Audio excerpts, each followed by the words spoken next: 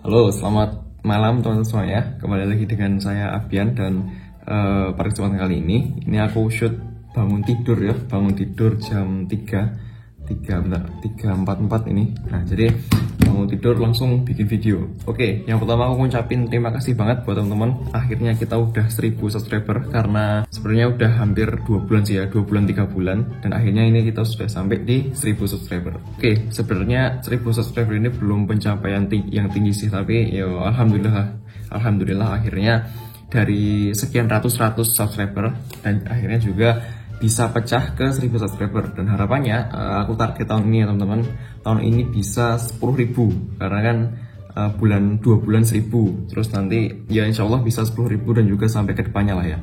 Oke, karena udah 1000 subscriber, nah jadi aku memutuskan buat Q&A itu intinya tanya jawab lah ya. Kemarin mungkin teman-teman yang udah follow Instagramku di @abianwa, jadi kemarin itu aku ngajuin pertanyaan kemarin itu juga udah aku bikin kayak semacam polling gitu lah, bukan polling sih tapi lebih ke nampung pertanyaan tentang kira-kira untuk kedepannya kita harus kayak gimana, atau mungkin teman-teman yang udah bertanya di Instagram nanti tak jawab langsung di video ini. Oke, tanpa lama-lama langsung masuk ke pertanyaan aja. Oke, pertanyaan pertama itu adalah cara mengatasi rasa sedih ketika gagal mencapai sesuatu. Oke, pertanyaan ini tuh sebenarnya relate ataupun bisa dialami semua orang. Kenapa? Karena kan pasti kita itu pernah lah yo menghadapi kegagalan ya, intinya dari yang kita dapat itu nggak sesuai dari ekspektasi kita. Oke, kalau dari aku kalau dari dulu itu aku menerapin bahwasanya kita itu jangan expect berlebihan. Intinya adalah jangan terlalu berharap. Karena kenapa? Karena gini, ketika kita udah target tinggi nih,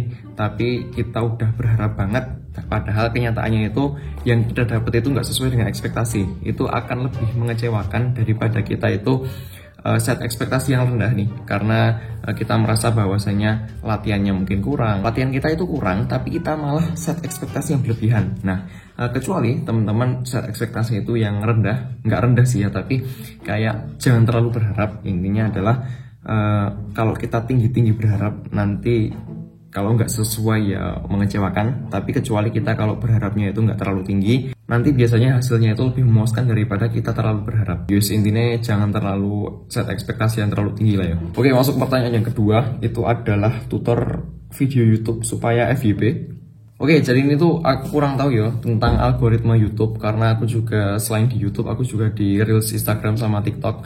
Antara tiga itu yang menurutku paling rame di akunku itu baru sampai sekarang ya. Sampai sekarang itu masih di Instagram karena engagementnya lumayan banyak. Nah, kalau di YouTube ini tuh aku masih proses belajar. Karena kenapa? YouTube ini tuh antara algoritma yang dulu sama yang sekarang itu udah beda. Jadi kalau misal kakaknya tanya tutor supaya video YouTube FYP yo, gini. Aku pernah dengar dari salah satu konten kreator, intinya adalah kalau kita awalan bikin video YouTube itu lebih utamakan kuantitas dulu. Jadi rajin-rajin upload, setiap hari upload, ataupun seenggaknya dalam 1 minggu itu teman-teman itu upload seenggaknya lah ya 3-5 video itu udah cukup.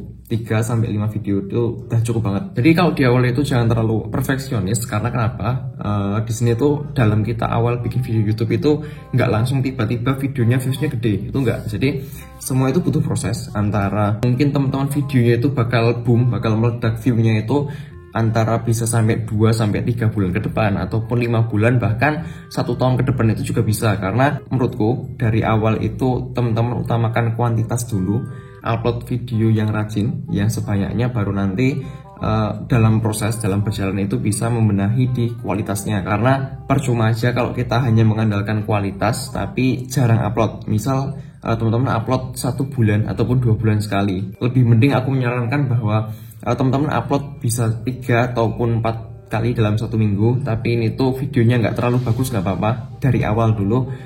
Intinya adalah rajin upload dulu, nanti biar bisa belajar secara berjalan lah ya. Oke, pertanyaan yang ketiga, spill your biggest supporter buat sampai berjuang di 1000 subscriber. Mungkin teman-teman bisa cek di videoku yang Marimproof, itu adalah isinya itu menjelaskan tujuanku buat channel YouTube itu apa. Di video yang Marimproof mungkin nanti ada di sini ataupun di sini, atau nanti teman-teman bisa cek di bawah lah ya, atau mungkin teman-teman bisa cek di deskripsi. Intinya itu adalah video itu menjelaskan apa yang membuatku itu mulai untuk bikin video YouTube. Yang menjadi pendukungku itu apa? Yaitu tadi keinginanku buat yang ada di video itulah. Pokoknya Marimprove itu menjelaskan keinginanku buat mengubah sesuatu dan juga menjadikan pribadi yang lebih baik.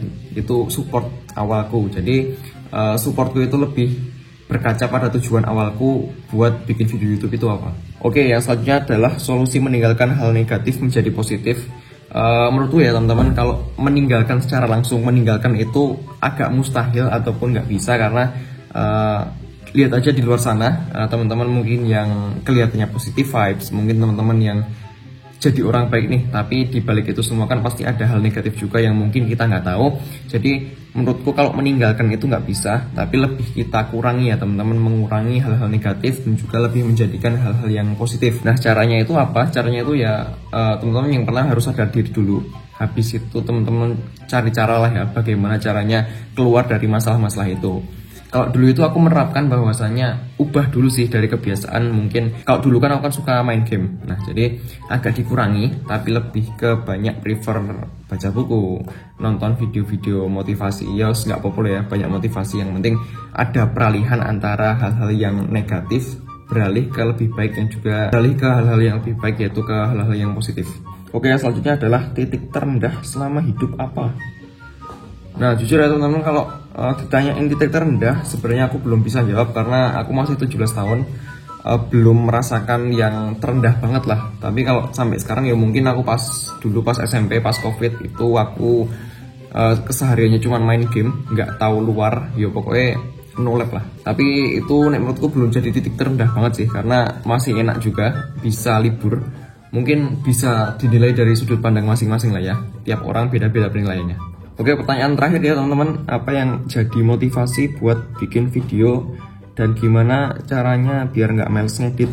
Oke, motivasiku bikin video yang pertama karena gabut, yang kedua karena nggak tahu aku di rumah mau ngapain, karena kalau kita kebanyakan diem, nggak sih ya, jadi gini teman-teman. Nah, aku juga berkaca bahwasanya pada teman-temanku, mungkin juga teman-teman yang udah jadi kreator dan juga para public figure yang di luar sana, yang intinya adalah dulu itu aku pernah dengar kata-kata dari terinspirasi menjadi menginspirasi. Nah, ini bisa kita jadikan landasan bahwa kalau kita hanya terlalu banyak mengkonsumsi tanpa berusaha buat menjadi produsen juga, karena kan kita kan udah sering nih menjadi konsumen video-video. Menurutku itu agak sia-sia kalau kita tidak berusaha buat menjadi produsen juga. Jadi apa ilmu yang kita dapat nggak ada artinya jika kita nggak berbagi kepada orang lain juga. Jadi intinya itu ya, itu buat motivasiku buat rajin bikin video. Dan juga kalau gimana caranya nggak malas ngedit, yo gimana yo kalau nggak malas ngedit itu kan karena sebenarnya aku yang malas ngedit, tapi kan video itu cuman potong-potong, cuman dipotong-potong, tambahin teks, tambahin intro outro, udah selesai. Nah, ini editannya gampang. Yang pertama biar nggak malas ngedit itu editannya nggak usah ribet, sing gampang wae, yang penting jelas, penyampaiannya jelas. Dan juga mungkin teman-teman pas waktu luang pasti adalah ya, mungkin aku kalau ngedit itu antara bangun pagi kayak gini biasanya aku ngedit, ataupun sebelum tidur itu bisa ngedit video, ya intinya gitu. Oke, sekian video dari saya. Ini udah panjang sih durasinya, mungkin teman-teman yang udah tanya juga tapi nggak terbalas, mohon maaf, karena di sini itu banyak yang tanya, ada 49, kayak tadi tak hitung 49, kalau tak jawab satu-satu ya pusing. Oke, sekian dari saya, terima kasih atas 1000 subscribernya. Jangan lupa like, jangan lupa follow Instagramku, jangan lupa follow Instagramnya One Man Swiss juga. Oke, selamat pagi, sampai jumpa di video yang selanjutnya.